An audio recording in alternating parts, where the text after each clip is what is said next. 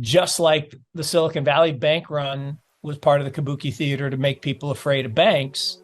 Well, why would you want to make people afraid of banks? Well, because they're going to give you a solution coming up pretty soon called the CBDC. And if people think that's a solution, you're just not paying attention. Today, I interviewed friend of the channel, 𝐂𝐑𝐘𝐏𝐓𝐎, who is the CEO, founder, CIO of 𝐂𝐑𝐘𝐏𝐿 Capital Management. And we discuss the future of cryptocurrency in 2023, including BlackRock getting into Bitcoin, the worst case scenario for Operation Choke Point 2.0, Mark's best advice, his best alpha for crypto investors today. But before all that, Mark, are we close to an end with Operation Choke Point 2.0? I fear it's not the end. It's not the beginning of the end. It may perhaps be the end of the beginning, as Churchill famously said. So, look, I've talked about this period of time since the launch of Bitcoin. 09 to 15, kind of that first 6 years was the first they ignore you phase. It's like, yeah, a bunch of nerds and geeks playing with your magic internet money, who cares? Then they laugh at you, right? So that was 16 to 21, kind of haha, bunch of nerds and geeks. Yeah, a couple billion here, billion there. Pretty soon you're talking real money. 2022 to now, and I think unfortunately until 2027-ish, whatever the number is the then they fight you phase. And look, this is a massive, concerted, intentional effort, right? And people say, oh no, it's just coincidences. No, they're not coincidences. It's not a coincidence that we're getting these announcements now with the big BTC, I mean not BTC, the big fintech. TradFi is the word I'm searching for, Austin. Sorry. Big TradFi company saying, oh yeah, we want to do this. BlackRock, we want to do an ETF for crypto or for Bitcoin. Really? I mean, think about this. Not a month ago. I mean, it's not even like a year ago or 2 years ago or 5 years ago. Not a month ago. The SEC was like, you're a villain if you're even touching this space. You're a bad. Now, everybody. I mean, Deutsche Bank this morning and Fidelity over the weekend and BlackRock last week. And, everybody's jumping in the pool. Now, why is that? I will argue that this started a handful of years ago when, they appointed the guy in charge, right? He was teaching a blockchain class at MIT. And now he's, the enforcer. Hey, that's weird. And you had, basically all these incumbents vilified and in many cases now sued. So yeah, it's a long rambling way of saying, yeah, I think choke point is real. I think it's been going on for a while. I think Sam and FTX were the useful idiots that were concocted to create this illusion of, all the bad people and all the bad stuff is happening. I used to laugh. You hear people like Ms. Warren and others say, crypto is only used for money laundering and terrorism. I was like, right. The biggest terrorism tool in the world is the US dollar, full stop, right? It's not close. But what I didn't realize was they had inside information.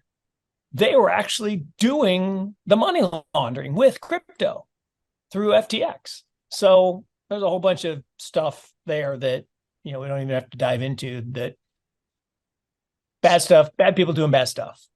So what still scares you about Operation Choke Point 2.0? Because we've seen the SEC already go after the top exchanges. They've already declared they're coming for the little guys. I said this last week on another show that I do every Friday, and I'm waiting for the shoes to drop this week. I don't have any inside knowledge. I'm not friendly with anybody at the SEC. I'm not repeating anything untoward. I have a really bad feeling that some stuff's coming. And, they've been systematically attacking the highest levels of success. And I think they're about to go down into the DeFi space. And look, if you can literally change the rules after the game starts, that's a tough environment for founders and entrepreneurs and investors to win, right? I mean, literally, if you dribbled across half court in a basketball game and they said, oh, we changed the rules. You can't cross half court anymore. I mean, that rule actually existed in Oklahoma up until like the 1990s for women, not for guys, but for women had to play 3-on-3. You had to pass, the defense had to pass the ball to the offense, and you couldn't go across midcourt. So, the average person trying to play basketball would say that doesn't make any sense. And so if suddenly anyone who transacted in DeFi is now criminal, I mean, come on, really? I mean, that's some crazy stuff. Well, I shouldn't say criminal. You violated securities law. It doesn't make it criminal, but violated securities laws. That's crazy stuff. And I think we're that close. Again, don't know for sure, but I just have a really bad feeling that reading the tea leaves, that's what it looks like is coming next. How big a deal is the BlackRock ETF application? Because to me, it seems that Bitcoin is free and clear now more than ever compared to DeFi. Yeah. Oh, look, it's huge. And look, I've been talking about this for a long time. Everybody was applying, and the Winklevoss twins and Van Eck and my friends at a bunch of different firms, we're trying to get an ETF approved. And I said, zero chance, like no chance any one of those was going to get approved. People said, well, why? I said, because BlackRock is the only one that's ever going to get approved. And people said, they haven't even applied yet. Like, they will, and they'll get approved. And so, well, why do you think that? Like, well, because they're part of the tent, right? You're either under the tent or you're outside the tent. And all of us who are trying to disrupt those under the tent, look, the trust business has had a great 800 years. That's a long run. 800 years of us, the plebs, trusting the banksters to safeguard our money. And we pay, this is a crazy stat, we pay globally $7 trillion with a T every year for banking, assurance, auditing, brokerage, all the trust industry, financial services, broadly speaking, $7 trillion every year. And the truth technology, right? We're going from trust to truth with blockchains, can get rid of most of that, if not all of it. They don't like that, right? Because that's somebody's revenue. And those people are really powerful. They make the laws. It's the golden rule. He who has the gold makes the rules. So those under the tent are going to do everything they can to keep those outside the tent from getting inside. And if that means changing the rules so that they get to control it. Now, I actually got an interesting debate this morning with one of my partners, which is kind of interesting because I would consider him pretty far out there on the decentralization spectrum. And he's like, there's no decentralization anymore. It's gone. They've got control of all the on-ramps, the off-ramps. They can put you in jail. Like, Andrew Tate, he was citing Andrew Tate. I'm like, well, look, you go to Romania, all bets are off. It's like that movie about the guy who was smuggling hashish in Turkey, right? You go into a foreign country and break some laws, you might get in trouble. But I don't think just for transacting in Bitcoin, you go to jail in the United States, at least yet. But they could pass that law too. So he was really down. And I was like, wow, I'd never seen that before. And I'm still of the belief that we can win. In fact, I believe we have won, right? If you're in this space, if you're pursuing this technology, the fourth part of the quote, right? after then they fight you is then you win from Mandela, although Mandela didn't say it. Somebody else said it for him. But I can never remember that guy's name either, which is sad because I should give him credit. But we should look that up and put it in the show notes. But let's do it. I do feel like it is a huge deal. And I think it sets the stage for a pretty meaningful bull market, which, look, I declared crypto summer started on June 15th. And I said that months ago. And it's funny, people, well, why? I'm like, well, it's just the seasonality of how it works. It's a 4-year cycle and you break it into 4 pieces. And June 15th was when we went from from winter to spring a year ago. And so June 15th was going to be the equinox this year. Now, I had no idea that was going to be the day of the BlackRock announcement. And it's literally the bottom. Like, it's been up only since last Wednesday or Thursday, whatever day that was. That's weird, right? I mean, that's an odd thing, but it's fully expected when big institutions, big organizations, wealthy investors have been doing this for years. I tweeted this out earlier today. It's the oldest trick in the book, right? If you want to buy a lot of something, what do? You shit on it, right? When George Soros wanted to corner the market in copper, right? What did he do? He didn't go out and buy a bunch of copper. He went out and sold a bunch of copper and spread rumors that copper was going to zero. Then you swoop in and buy a whole bunch after the price collapses. And big institutions been doing that. Elon does that all the time and all kinds of stuff. That's how big operators operate. Is you don't go buy it and then tell everybody you bought it and everybody clap and watch it go up. You want to buy it cheaper. So that's what I think went on last year. Is, look, it's again not a coincidence. The day of the peak in 2021 was the day they allowed the Bitcoin futures ETF to happen. I mean, it's the day. Well, why does that matter? Well, because the banks and people like BlackRock could go naked short. You could create paper negative Bitcoin. You could go short Bitcoin. And that pushed the price down and got all the weak hands to fold, all the leverage out of the system. Then they sacrificed FTX to make it appear that, bad people doing bad things, even though there's not much going on there. I mean, it's kind of like FTX to me reminds me of Madoff, right? They called Madoff a hedge fund problem, but there was no hedge and there was no fund. I mean, he hadn't made a trade in 13 years, so there was no hedging going on. And he was literally, his brother-in-law was taking the money and putting it in Bernie's account. There was no fund. It was just a bad person doing bad stuff. And that's the same thing. So, Alameda was this big trading firm. No, they weren't. Look at the data. They were not big. They were not sophisticated. They were not good. They lost their ass in Luna, which precipitated this whole thing. So I think it was part of the whole wrapping it all back to choke point. I think it was all part of the kabuki theater to make people afraid, just like the Silicon Valley bank run was part of the kabuki theater to make people afraid of banks.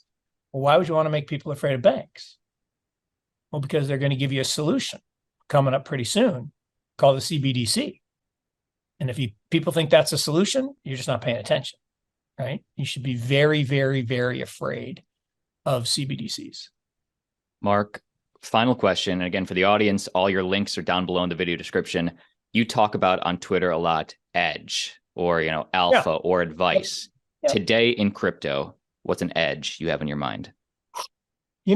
Edge to me is what makes great players, investors, people, artists, whatever it is, great, right? So what defines greatness? And there are lots of different edges, right? In investing, you could, in the olden days, you could have an informational edge.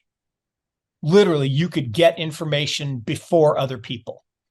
And it wasn't illegal, right? You could go meet a CEO and you could ask him questions that other people couldn't ask, and him or her. And and you could get edge. Then they, outlawed that with regulation FD. You're not allowed to go talk to people that other people can't talk to. I'm like, why? That's just good research. That's just good access. That's so not if you're pay to play, but if you're just doing good work. Or so then it was about an analytical edge. You could build a better model. Well, then everyone had models. Then it became a speed edge, right? If you moved your computers closer to the exchange so you could get the information faster. Okay, and now that edge is eroded because everybody's got high frequency trading. So then it became you got to own the market makers. So it was a scale edge, right? Everybody trades through Citadel. Like, I still don't understand why anyone would borrow stock from Citadel to go short, because they'll just squeeze you, right? Why would anyone do that? Why? I don't understand, but people do. And he makes a lot of money. I mean, Ken's probably the smartest guy I've ever met in my life. I mean, the guy's a mad genius. But so that's a long, winding answer to say edge can be many, many things, but edge, maybe the greatest edge, and I hate because I'm in Chapel Hill and I'm a Tar Heel fan, even though I'm a Notre Dame person. That's my sign up there. But I have to give credit to Coach K, because he's the one that said this to me. I was talking with him probably 15 years ago, and he says, what separates the great players from the average players? I'm like, well, I have some ideas, but you're going to tell me. So, okay, I'm game. And he said, well, the average player, is true to investor or anybody really, always focuses on the last play. And think about it, we just saw the basketball finals. How many times do you see it? Someone misses a shot and they go back, commit a stupid foul because they're thinking about missing the shot. He says a great player always focuses on the next play, right? They don't even remember taking the shot. Total erasure, go back, play good defense, steal the ball, make a layup. And the same thing's true here. If you're constantly focused on the last play, the last time someone screwed you, or the last time the government came after you, or the last time you had a loss, or the last time you missed an opportunity, you're never going to do anything, right? You'll be paralyzed by fear or inaction. The great edge is the ability to constantly be looking forward, to constantly be learning from your failures. The great coach, Dean Smith, said Jeff to Ralph, right? When you make a mistake, and we all make mistakes, you got to recognize it. Okay. The hardest part, admitting it. That's hard because we all have ego and we don't want to say we're wrong. You got to learn from it, then you got to forget it. And that forgetting, that's the common theme. You got to forget. You got to, go forward. And for me, right now in crypto, the edge is, it's not over, right? It's not the end. It's not even the beginning of the end. It's the end of the beginning. And so this technology is going to win, and we're all going to win, but we have to keep focusing on the next play. And are there things that people were focused on that are going to get shut down? 100%, 100%, right? There are things that are going to be deemed securities. They're going to get shut down, and we're going to have to move on from that. Are we going to have to play by a different set of rules, kind of like a combo set of rules, while the then they fight you phase is on? Yep. It's not going to be fully decentralized all the time, because the incumbents don't like it. Will we win? Yep, we'll win. But you just got to keep getting back up, dust yourself off. It's the old adage, fall down 7 times, get up 8. And, channel Mandela, right? He went to jail for what he believed and came out stronger and made a huge impact on the world. So yes, they will fight us. But if you're here and you're in this business, if you're watching this, we've already won. Maybe I don't feel like it right now, but we've won. Mark, thanks, man. Links to your stuff down below. Thank you.